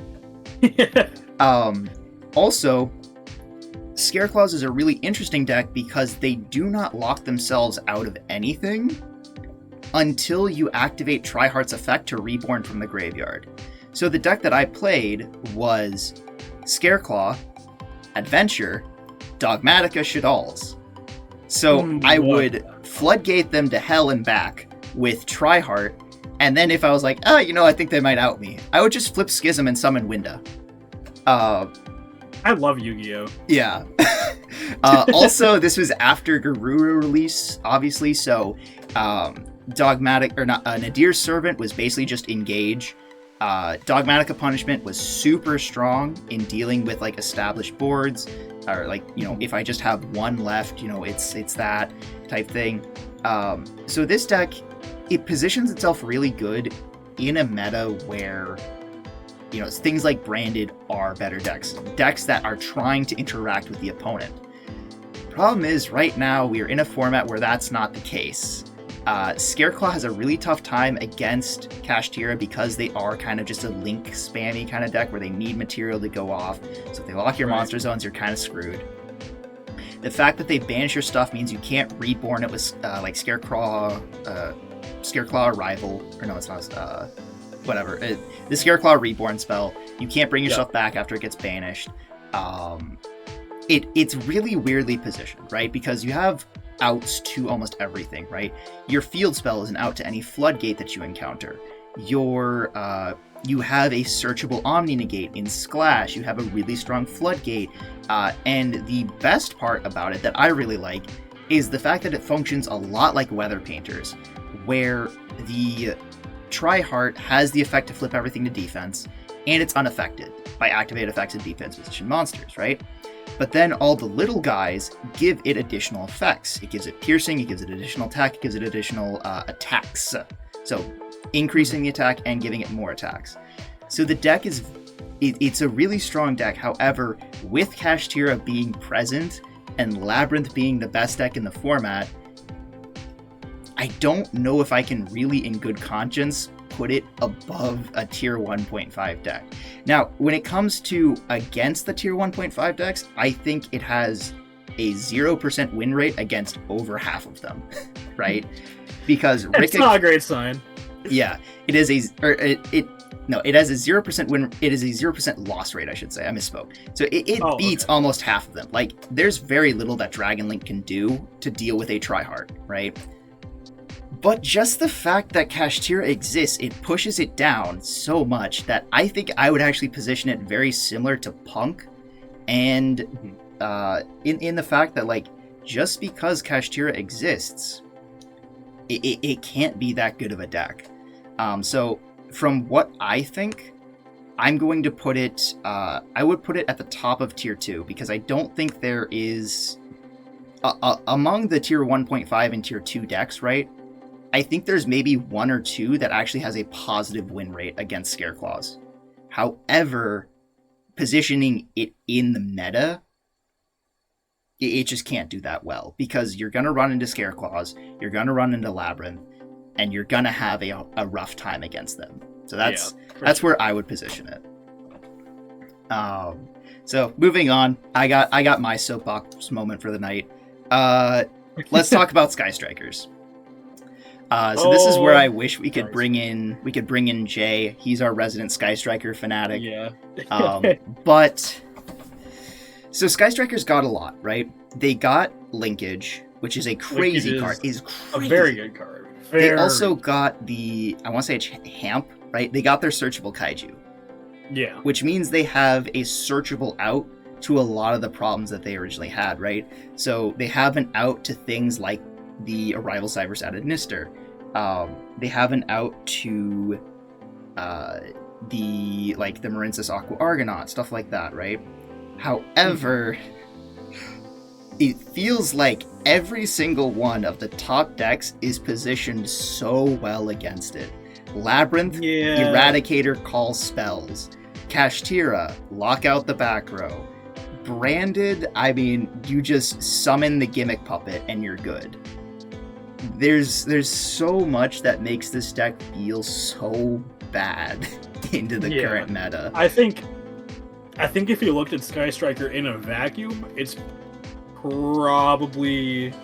probably as good as some of the tier 2 decks. Yeah.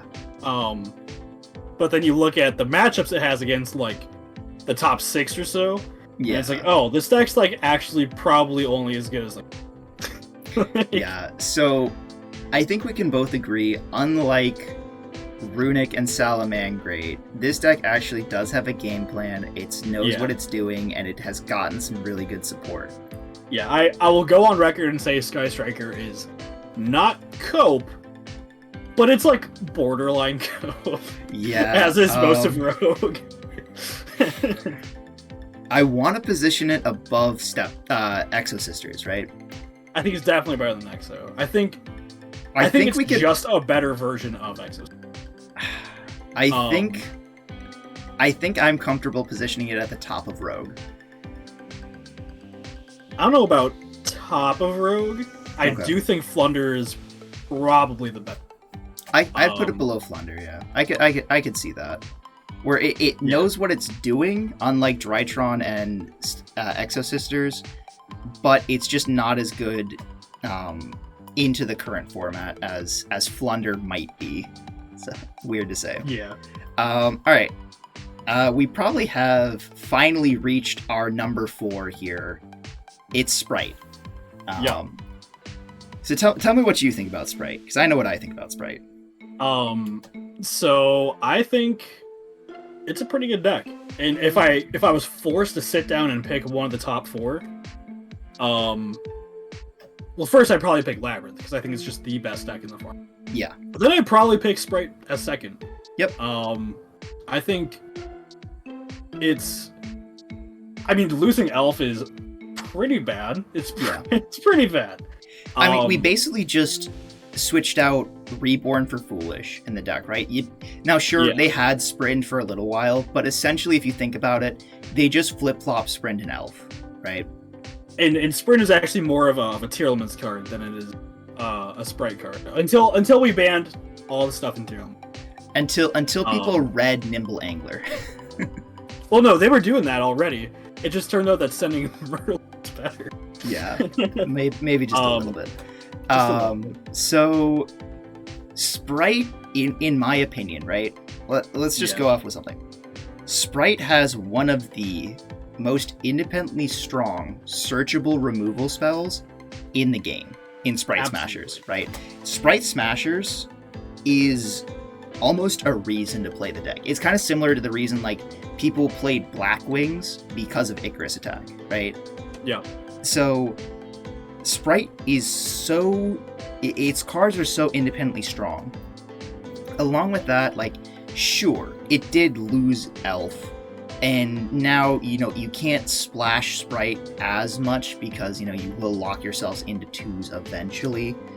But there's a lot of good 2s, right? Mannequin Cat is crazy right now, because Kashtira does have, like, one of every attribute. Gin Buster is fucking crazy. It's such Gin a strong Buster card. is really good. That being said, yeah, I think in terms of positioning, right? We're just gonna skip ahead. We're not gonna talk about this. We know it's good. Sure. It's a good deck. The question is it better or worse than Branded? Now, I think they're flip-flopping right now in my head, right? Because I think we're agreed Labyrinth is the best tier 1 deck, Kashtira is the worst tier 1 deck. The question is, where does Sprite fall? And in terms of representation, Branded is beating it out, right? Yeah. Just because Dragoon does kind of do a lot against Kashtira, and one of the biggest problems with Sprite is just the monsters are small, they're weak, they're wimpy. And when one of your top decks, the only monsters they use are 2,900 and 3,000 attack respectively, it kind of hurts to have the biggest monster be like 1,400. It's not ideal, yeah. So I do think Sprite, at least I feel like Sprite is the better deck than Branded for one very specific reason. Sprite is not a deck that looks at its hand and loses to one Ash Blossom 50%. Whereas Branded does do that. Yeah, that's 100% fair. Sprite doesn't really have those hard and fast choke points. Where, Ash, you always just save the Ash for the Branded Fusion. It's like, do I Ash the starter or do I Ash the Sprint? Do I hold it for a gigantic? Or... Yeah. Do I Valor the Sprint or do I wait for the Jet? Or, whatever. Wherever you want to go for it. I think I'm comfortable putting it above Branded, just in terms of it beats it via consistency, not necessarily power. Yeah. Well, I think they're both about like equally as consistent in terms of like finding the cards they need. Yeah. But I think Sprite is a lot better at playing through Inner. Fair enough. Even if it is a little bit lower power ceiling. Even if it does take like 5 turns to win the game because everyone's fucking 1,200. Yeah. So let's go ahead and move on to what I would say if there was a 5th tier 1 deck. This is probably it. And it's Sword Soul. I can kind of see it. It's a really strong deck. Sure, it doesn't have Protoss anymore, but it hasn't lost anything since, right? It still has everything it had. In fact, it's also only gained besides the Protoss. Yeah, because it got like some of the Ice Jade cards are weirdly positioned. That one Ice Jade Synchro is insane. They're weirdly positioned to support Sword Souls. I think that's a lore thing. I'm not a big lore fan, but... well, it's not even just that it supports Sword Soul. It's just a 10 you can make in Sword Soul, because it needs a water tuner. And it turns out the tokens are water tuner. Yeah. Which is really funny. I think the biggest problem that Sword Soul has is it doesn't have much game plan going into the other top decks, right? Like, it has a game plan, obviously, but it does so much better going first than it does going second. I think that's partially true. The Tenny engine lets you push through a lot of shit that isn't exactly a Rise Heart. Yep. I think my biggest problem with Sword Soul is it's very telegraphed. Yeah. And it's also like extremely easy to like play around and it is a deck that is incredibly weak to Nibiru because, so this is my knowledge playing against the deck. I haven't picked up the Sword Soul cards to play them, right? If you go for the line that plays around Nibiru, you are setting yourself up for failure because you have such a weak inboard compared to if you don't play around Nibiru and your opponent doesn't have it, right? Now, granted, if you don't play around Nibiru and your opponent does have it, you're losing the game either way. However, if you make Baron first, right? If you go for Long Wan to make Baron on your third summon instead of your sixth, the deck does kind of feel worse.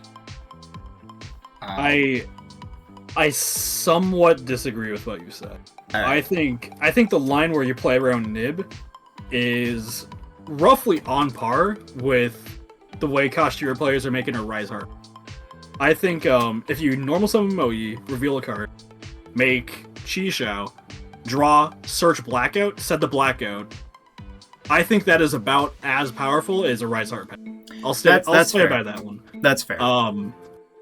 At least as far as a board where you're playing under Nibiru, under Lava Golem, under all that shit. Yeah. So, that said, I do think that the board setups, while pretty strong, they're not nearly as oppressive as the board setups that Kashtira does when they ignore Nib. Yep. So it's kind of this like worst of both worlds situations where like you can play around the Nib and be about as powerful as the worst tier 1 deck, or you can say fuck it, we ball, and still be worse than the worst tier 1 deck. That's fair. But I don't think it's a bad deck by any means. No. I think the 10E cards give it a lot of flexibility and a lot of dimensions to it that wouldn't be there otherwise. Yeah. It can jam like 15 generic cards, which is definitely a plus side in this form. That's a lot of hand traps, a lot of power. I don't know if you want to call them like equalizers or whatever else, but yeah. So the deck has a lot of space for them. I think so. I'm totally comfortable putting it at the bottom of tier 1. However, there's one very stupid and funny line in Labyrinth specifically that makes me not want to put it there. What it is exactly, you send Token Collector off Archfiend's Ghastly Glitch, and you reborn the Token Collector with Muckraker of the Underworld. Oh my god. Because it is a fiend. And that line alone makes me want to put Sword Soul slightly lower, just because the one card, the one hand trap that outs it, that like outs the entirety of the deck, is searchable in probably the best deck in the room. That is really... I think at that point, if they're playing... I think you'd have to say, like, better have it. Better have it, better draw it, better be on it, that type of thing. So, I would totally be comfortable putting it at the bottom of tier 1, but I think just because if it is, like, a deck you're expecting and you're playing Labyrinth, you have the easiest out in the world to it, I think I'm going to put it at the top of tier 1.5. I can agree with that. Especially if we're taking, like, representation, ease of access, ease of playing into account. Yeah. Honestly, though, if we're going just, like, straight by, like, how good we think the deck actually is, objectively, I almost want to say Mathmech and Aturi are better. Yeah, I mean... That's where I would say. I think in terms of, like, price and accessibility, all three of those decks are on a very similar playing field, right? The only advantage is, right, all of these Sword Soul cards got reprinted in Magnificent Maven. Same set. And the 10E cards have never been expensive, right? The most expensive one is maybe Monk. I think Ashuna's are like $2, and that's it. Whereas Mathmech Super Factorial is like still an $8 card. Naturia, I believe Beast got reprinted in Hidden Arsenal Chapter 1. I'm not sure about nobody Barkion. bought. Yeah, I'm not sure about Barkion. Yeah, so funny story about Hidden Arsenal Chapter 1. I bought a single box because I was just getting into the game when that set released. I was playing dinosaurs. I wanted a Naturia Beast because there is a line you can do to make Naturia Beast by summoning Dino Wrestler and Pelio. Shut up. And I did actually pull it. Yeah. Oh my god. It's really stupid. It's really bad, but it was a line that I used in Dinosaurs, and it was funnily good. Good lord. Speaking yeah. of stupid and bad, I'm just kidding. Traptrix is actually a pretty good deck. Yeah, so I don't know if you've been playing around with the Traptrix cards or just playing against them, but obviously I have been playing just Traptrix for my Budget Duelist series. So before I give my opinions, let's see what you have to say.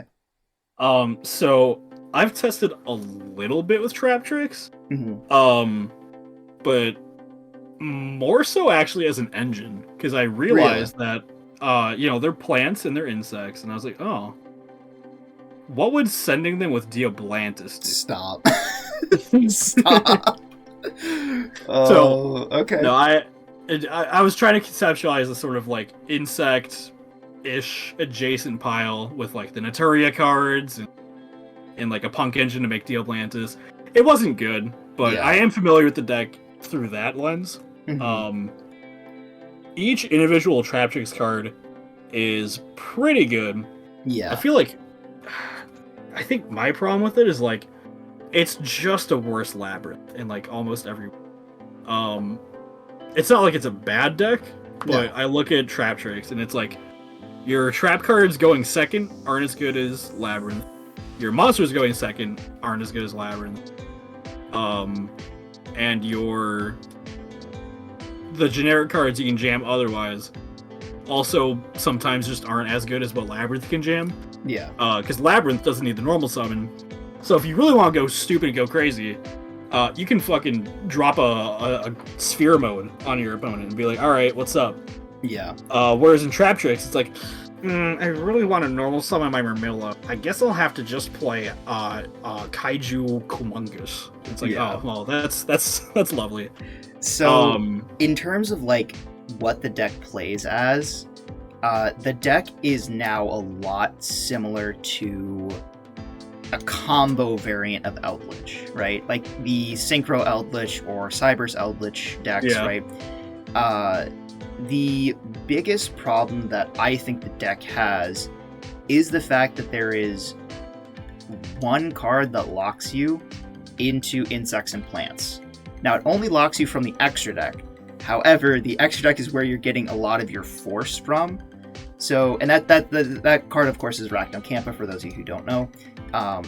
If, for example, you have to activate Arachnocampa in order to trigger your Sarah going first, that means you're never able to make Time Thief Redoer. You're never able to make something like Abyss Dweller against certain matchups. Because you lock yourself, right? And Arachnocampa is the best extender in the deck. You have to play it, right? There is no option. But because you have that lock on yourself, you're putting yourself in a place where you don't have as many flex spaces as you think you do. You don't have as many generic cards as you think you do. And especially when you consider the fact that, like you said, the deck is so normal summon reliant. There's only one other main deck extender. That's Vesiculio, and it's one of the worst things ever. Anyway, the point is, I like Traptrix better than Labyrinth because it is a more monster-focused strategy, which means you can push for a game a lot easier. However, the fact that a lot of the cards revolve around whole normal traps instead of just normal traps, and the fact that it does have that lock into a less common extra deck type, whereas Labyrinth locks themselves into Fiends. There's tons of Fiends. There's dozens of Fiends. And that's assuming you're even going into the extra deck with Labyrinth, which you don't need to. 95% of games I find myself just never doing anyway. Yeah. Do you want to know what the best insect and or plant monster in the extra deck that you can go into that is not a Traptrix monster? It is Inzektor Picofalina. Oh, I love that card! It is a really funny card. If I'm remembering the effect correctly, it functions to recycle some of your cards like Arachnocampa and Murmelio and Mantis, as well as you can do a funny line where you equip the Bio-Insect armor to one of your Traptrix monsters, one of your Insect Traptrix monsters, and then in your main phase 2 you tribute it off for the big fucking bug that just came out in Hypernova. Honestly though, what if we played B Trooper Traptrix? What do we think of that one? Huh? Oh, that's I don't know. I've been trying to play around with trap tricks, and believe it or not, the best thing I've come up with in terms of like for my budget duel series, and for any of you who watched this currently 1 hour and 45-minute video up until this point, you get Holy a spoiler. Is the next part of the deck that I'm actually going to experiment with is Vernisylphs. Vernisylph trap tricks. You heard that right. It's not going to be a big Vernisylph engine. I'm planning on just 3 Thawing Mountains and maybe 1 or 2 Flourishing Hills. Or no, not Flowering Fields. Flourishing Hills is way too expensive for that deck right now. But it gives you a draw engine. It gives you more ways to get Traptrix bodies on the field without burning your normal summon. So then you can go like, Thawing Mountains, pitching, something that doesn't matter, like a Mantis, right?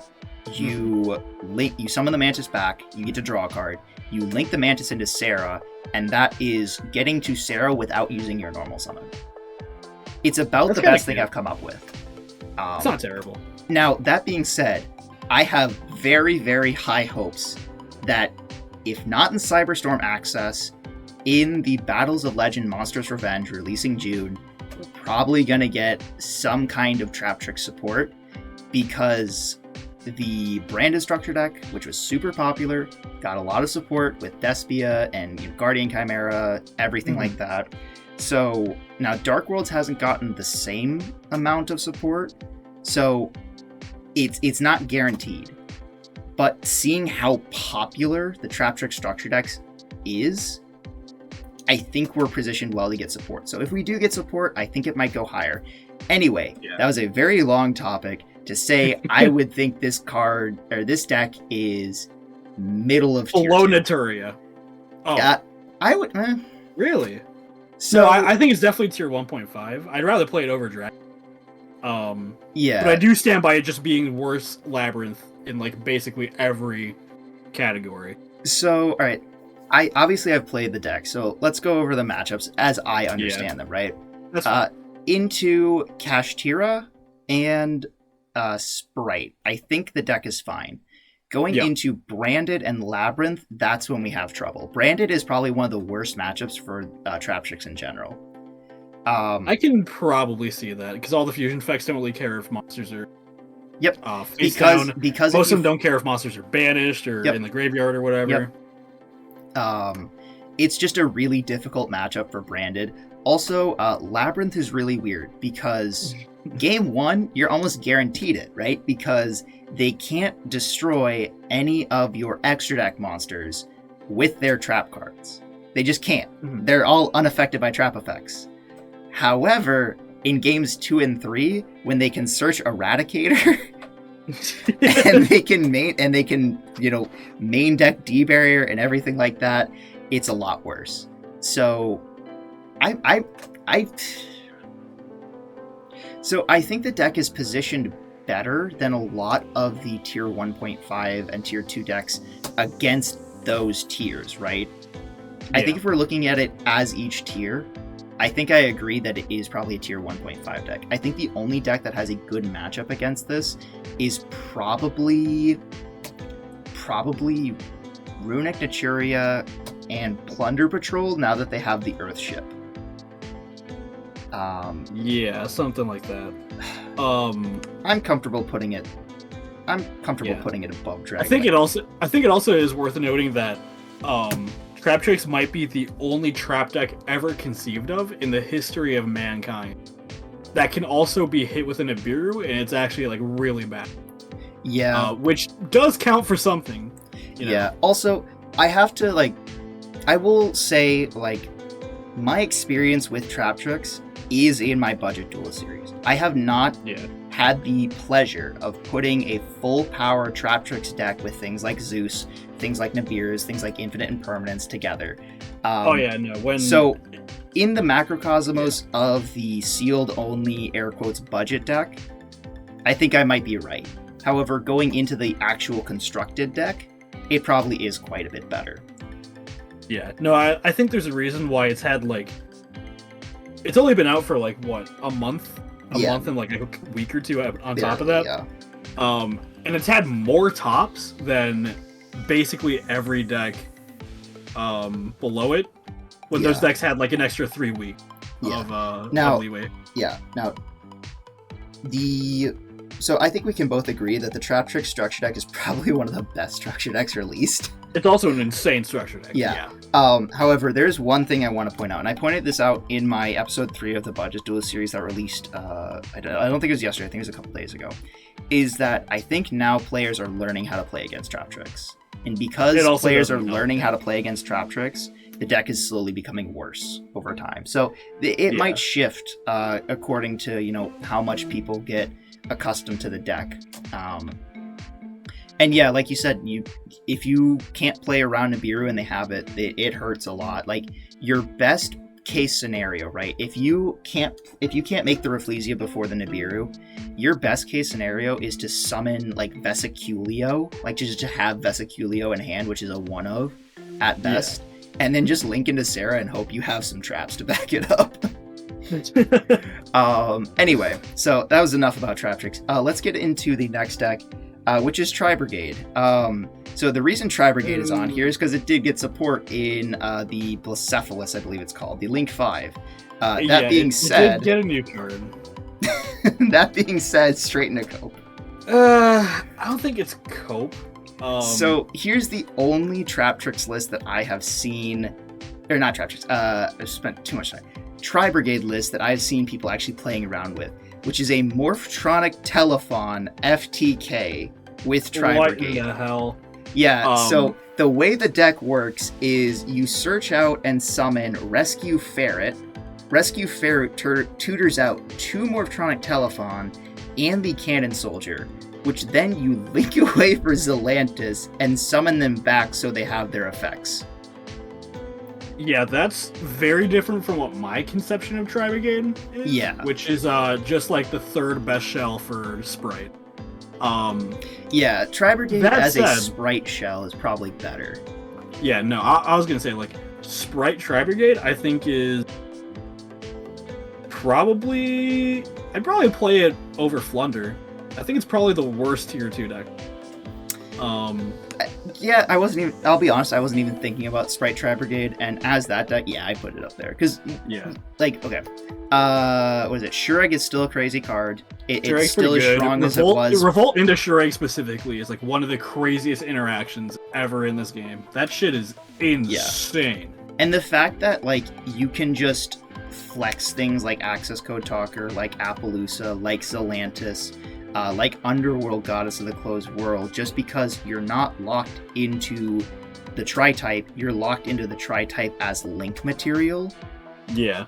Really strong. So yeah, I guess as a Sprite shell, sure, I'd agree with that. But as the deck that I have seen, which is the Morphtronic Telephon FTK, it's fucking cope. The FTK is super cope. Going into the other structure deck that released this year, it's Dark Worlds, and yeah, I don't like this deck. What's your opinion? So I'll address the elephant in the room, right? Okay. A hard, like, 10-90 matchup into Kosh tier. A Rise Heart just literally flushes out your ass. It's unwinnable. Understandable. That said, Danger Dark World is a very explosive deck, a very aggressive deck. It's a deck that can push through pretty much any amount of, like, interruption and negation that isn't like a literal infinite source of negation. Yeah. The interaction of, I forget the name of the new card. It's the Rainbow Retrain, right? Yeah. The interaction between that and Grapha and, like, the other world card, where you can just, like, bounce 3 cards back to your hand and keep getting card advantage to keep discarding stuff, is really good. It has access to a pretty wide array of stuff in the extra deck, which is definitely a plus. It can rank 4, it can rank 8, it's got some good link plays. And no, I think if you somehow manage to dodge Kashtira, I think this deck, pound for pound, probably as good as, like, Runic Naturia and Mathmech. I think it is a very powerful. That said, 25% of games probably, if you go to a YC, you'll hit a Kashtira player and you'll just lose the game. And if you have any hope of topping, you're gonna have to hope to like only hit 1 or 2 Kashtira players until you get to top, which would make sense as to why there's only like 2 or 3 tops for Dark World. Yeah, so I think with that information, how do you feel about putting it above Heroes? I don't know. So like at the end of the day, the way I see it, I think it's a worse Draco Slayer. It has a lot of the same qualities as Draco Slayer, where you can just keep playing cards, keep summoning shit, and just going like basically infinite. Right. But its end boards aren't as good. It's not as good in the Kashtira. It's a lot worse in the Kashtira. You know, I'll say this. Yeah. We've been talking a lot. You know, we've been talking for the past 2 hours about this, right? And almost every deck we have talked about how it matches up against Kashtira, even though Kashtira is the worst deck in Tier 1. And it's such a weird paradigm. Yeah, if it reminds me of anything, it actually reminds me of when Flunderies initially released, right? Where everyone was talking about how the decks needed to play around Flunder, even though Flunder had very little representation and almost had 0 tops. So that was just something I noticed. It's a weird aside. But anyway. I guess the other difference also is Kashtira has a lot of tops. Is the other thing. Yeah. I think like taking the Kashtira thing into consideration, Dark World's probably as good as like Dino or Ninja. It's somewhere around. I'm comfortable with that. I do think this deck is very good, and I do think if they like limit Fenrir or Unicorn and other cards, I think Dark World immediately jumps up to like around where Dragon Link is. Yeah. So I've talked about this in a video that's releasing in a couple days. Actually, I think at the time of this video going up, it probably released yesterday, which is, I think if they're going to hit anything on Kashtira, I think they're going to limit Shangri-Ira, because at that point, right, Kashtira is still as strong as it ever was. It's just the zone locking isn't as bad. And you always, no matter what deck you're playing, you always have a chance to interact with your opponent. Unless it's Pendulum, then you get both your Pendulum zones locked, and then you can't play. Sure, but at that point, like, if they only lock out 3 of your zones, right, and you have the Book of Eclipse, or you have, like, the Sphere mode, no, Sphere mode always does it, but if you have, like, a Book of Eclipse, if you have a Book of Moon, if you have, something that... Yeah, Lava Golem. If you have something that interacts with them at some level, then you don't have to worry about it.